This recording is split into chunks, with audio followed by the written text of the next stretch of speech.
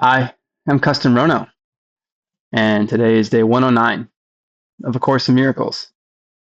Thank you for being here. Thank you for choosing to see life differently. Thank you for your blessings.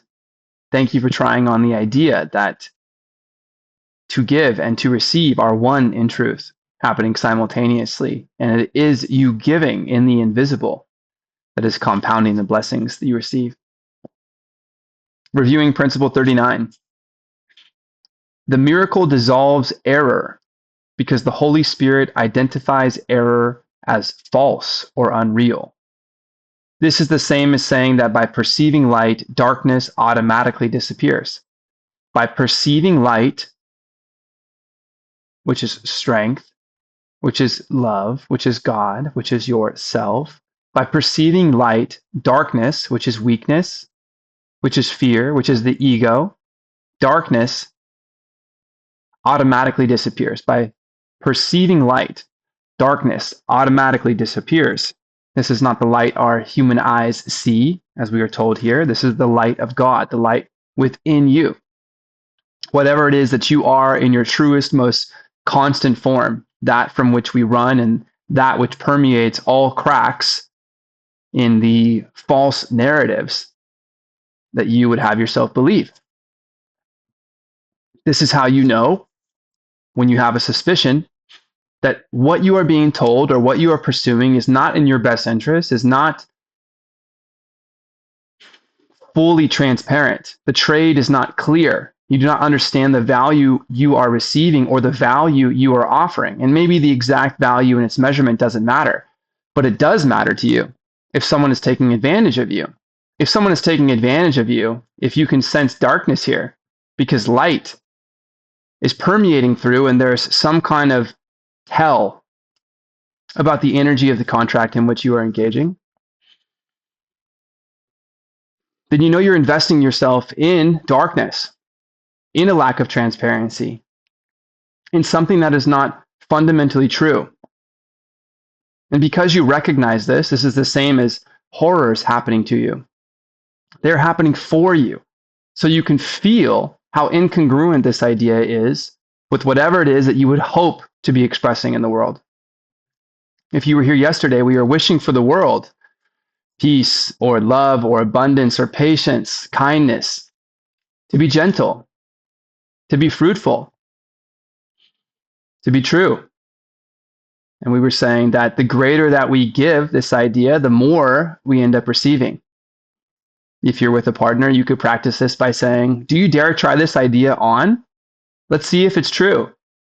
Now, if you are a do as you do, not do as I say type of individual, if you're moving in that direction, then you too would have to try this idea on. What happens then if you, in your mind, are trying on an idea that says, the more love I give, the more I believe I will receive, and I'm willing to eliminate my need for timing it or measuring it, because from this lens, the realm in which I give and receive more strength, that it's not given away, this is an invulnerable realm. Like by definition, it must be, because I'm constantly only fulfilled. I am never depleted from this perspective.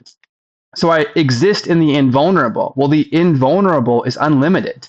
It's constant. It's infinite. It's eternal. It's invulnerable.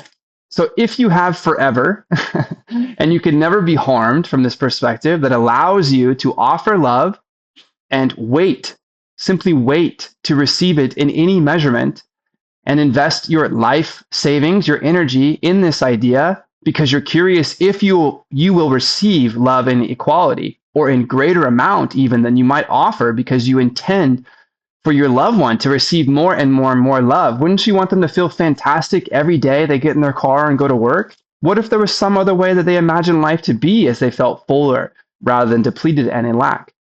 Well, here is the cycle. There's your permission. And now you're offering love to your partner. You're announcing, you know what? I'm here to show you love. Will you please be my teacher so I may learn more about myself? So you offer more love. Well, what's the other person doing? They accepted your dare to try on an idea, and you just say, please love me as best as you can. This is selfish of me, but I want to return the same to you. And let's be curious. if as we do this, we notice more love coming our way? Well, you could argue that in this scenario, it's rigged so that you're gaming the other person to always offer you more love. Perhaps, and maybe it is rigged, but you guys have both agreed to this premise and now you're doing it. You really are doing it. So what is happening? You're noticing more and more and more love, more than you've ever experienced before from your partner. And you want to give them more and more and more love. And the more that they feel love, the easier it is for them to return it. Why? Because they are noticing their reflection of love in you. And you are able to say, whoa, there is something I love about this person in me.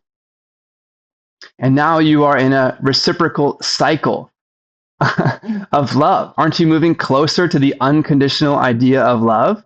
With every practice, you are trying to offer it in greater and greater quantity, however that is measured. Can you see how your curiosity to love can spark the curiosity for someone else to love? And simply by loving, you are compounding your awareness of what love is. You are perceiving life differently. You're already curious about experiencing something you haven't experienced before. And your perspective is changing because you're finding it easier and easier to operate from a place of love.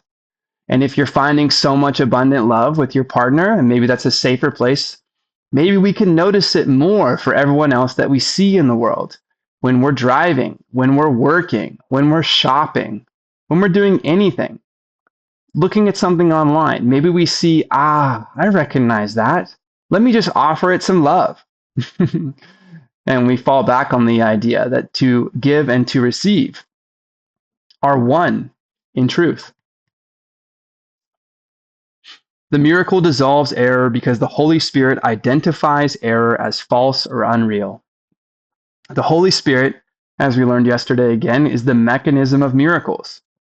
He recognizes God's creation's truth and your illusions, untruth, that of the ego, that which is not comfortable resting in the light of God. So it is doing everything it can to try to block out that light and convince you of some other story where it must be the hero. But how is it the hero? Only by hiding the truth. God is not scared of the ego because he is infinite. The ego is vulnerable, so always scared of God, which is illogical because of course God is allowing the ego to exist. It's just that from the lens of truth, the ego becomes meaningless.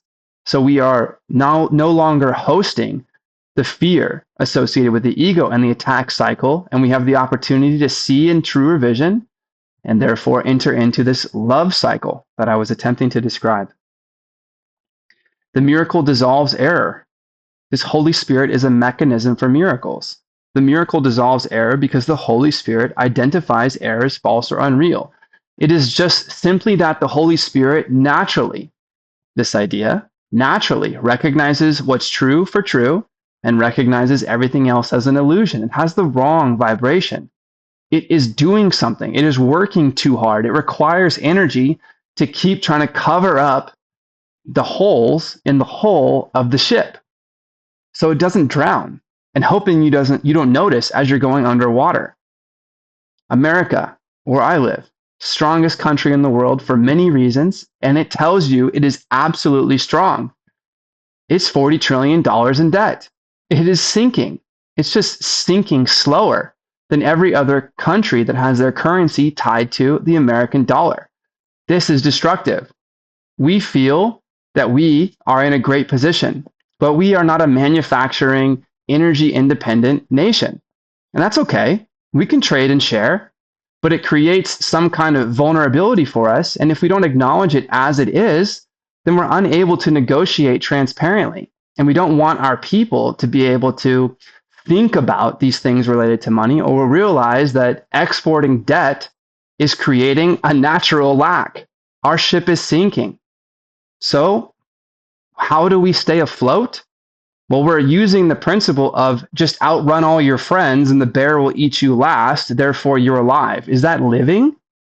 No. Perhaps there is another way that we could be thinking about how to store value or how to express our love or how to create in a system that simply recognizes all of this untruth for what it is and its lack, and starts to build a bridge. That's salvation, forgiveness. That's the same idea, to seeing life differently. It's non destructive because an idea or a system built out of actual love, not another label of another way of creating lack for everybody in the name of equity. No, one of equal opportunity for all people to see their own light and realize that they have their own possibility, their own reality, that we each have this way of seeing ourselves, moving our perspective in a direction of forgiveness and love that grants us some kind of invisible power outside of our current system of thinking that would have you believe in fear and lack. That is simply the ego talking. So may we invest in something aligned with the Holy Spirit that just simply sees truth for what it is and illusion for what it is. And over time, as we become more comfortable, we allow these errors to be corrected. This is aligning with God and your invulnerable, constant, limitless self. It is not threatened by the environment in which you grew up. In fact, it recognizes the value of making the switch because of what you have been living. Everything happening to us is happening for us if we are curious about seeing differently. Otherwise, it is simply crushing until we realize that we are covered so deeply in rubble that we're hoping for any amount of light or air. Well, why are we hoping for light and air? Because we're suffocating with these ideas. We're aligning ourselves with destruction and we're finding destruction. So once you finally hit rock bottom and you want to bounce back, no matter what that is in your life, you notice that you're on a trajectory that is opposite of rock bottom, that you're looking for levity. And so this is the idea we can start with now. There's no need for rock bottom. We can say that this is the bottom of the market. It's time to invest. Everything is up for here, from here, in the name of truth. Aligning with the Holy Spirit, we correct error, we dissolve it. It just simply dissipates. Because as we align with the invulnerable, we are aligning with the perspective of God, who has created the idea of the Holy Spirit. So we can try on this partnership to allow us to see from true vision, which is just seeing truth. All ideas are simply expressing themselves. As we align with God in the invulnerable, we are no longer worried the same way that we were before. So our entire perspective begins to switch as we allow our perception of what might be the truth to change. And if we are invulnerable, we have a lot of patience, even curiosity, acceptance for the timing or how something might change from the way that everyone in a collective idea, creating therefore a system, has been seeing the world of which we have been a part, and we have dared ourselves to consider what would be healthier for all. What would it be? And as we discover that forgiveness and patience and that the power is within each one of ourselves, we simply wear it and we offer it to other people at whatever rate it takes. It doesn't matter. It's already done, we realize. It's already done. The other system, the way out, the way in even, is already built.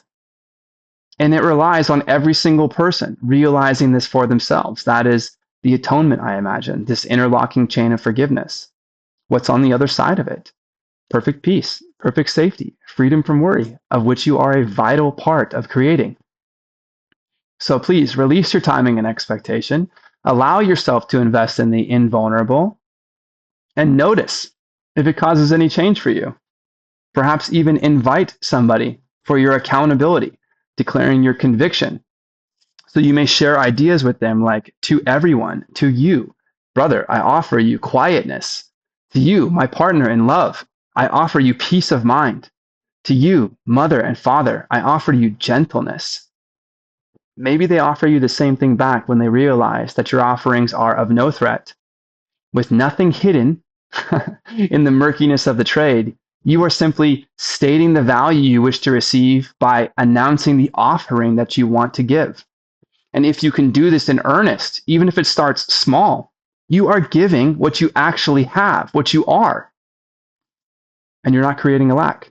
You're not selling debt and calling yourself rich. Thank you. Lesson 109. I rest in God. Tranquility, peace, the opportunity to feel yourself relaxed, perfect peace, perfect safety, freedom from worry, seeing your invulnerability. Where is that? Of course, it's at the place of constancy, the unconditional. It cannot be in darkness and lies because they take infinite energy to cover up, constantly trying to patch holes in the ship. I rest in God. You rest in God. Please repeat after me one time. I rest in God.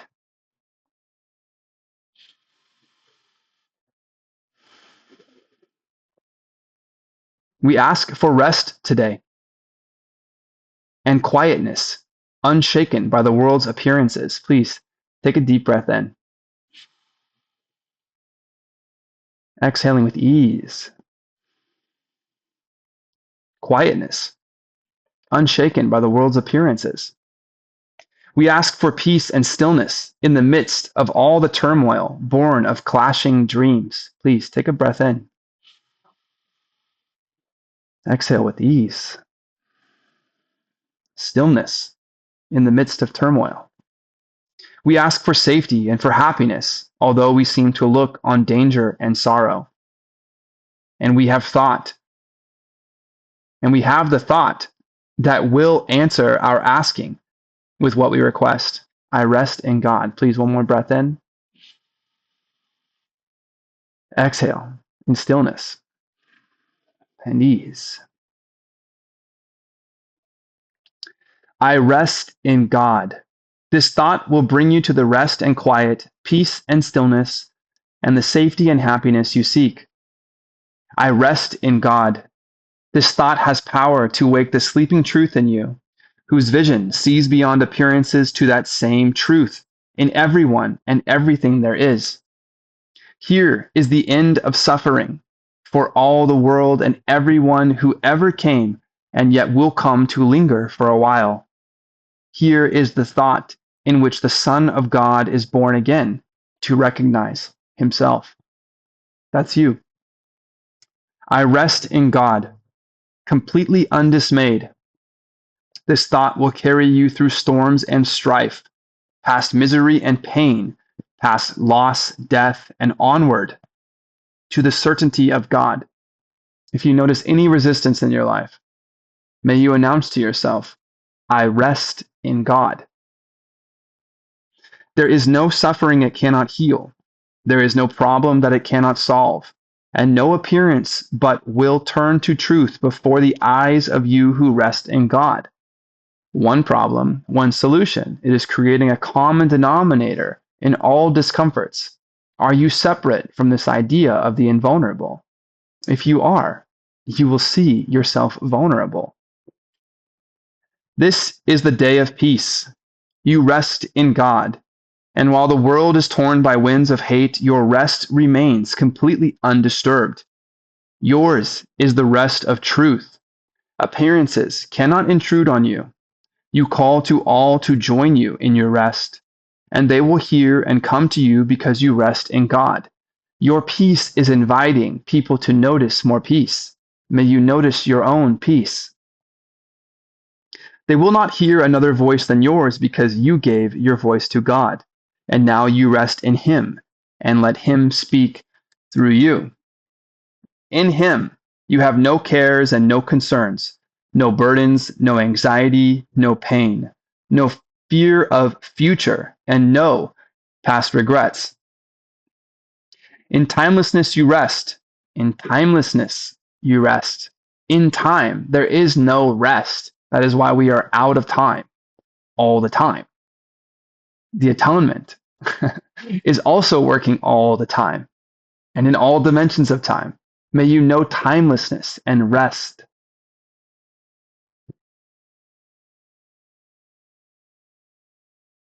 In timelessness you rest, while time goes by without its touch upon you, for your rest can never change in any way at all. What can never change in any way at all? Why, of course, the infinite constant, the unconditional. There is no change, the wholly unchanging. That is love. That is love.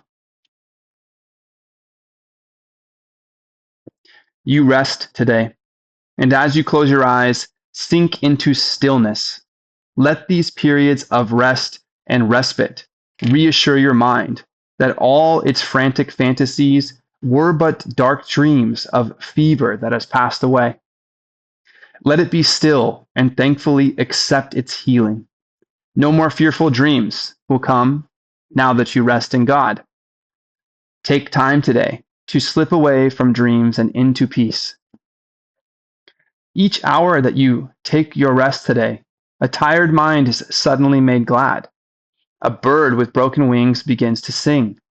A stream long dry begins to flow again. The world is born again each time you rest, and hourly remember that you came to bring the peace of God into the world, that it might take its rest along with you. If this feels too literal, maybe it is. It's okay to be uncomfortable, but it's also okay to be comfortable. Where will you be comfortable? Of course, in rest.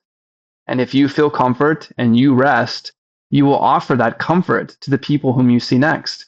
You will not be a cloud of hurried emotion and fear everywhere you go. You will be rest. And this is how you offer rest to those who have been busy minded. With each 5 minutes that you rest today, the world is nearer waking, and the time when rest will be the only thing there is comes closer to all worn and tired minds, too weary now to go their way alone. They've seen differently. They would love this connection. They have been confused by attention only. This is an illusion. They want your connection in peace. And what are you connected to? The divine. I am connected to the divine, and those curious about it, they discover me. I didn't think I'd be saying this, but it's true. Please see me and see yourself in me, so I may see myself in you.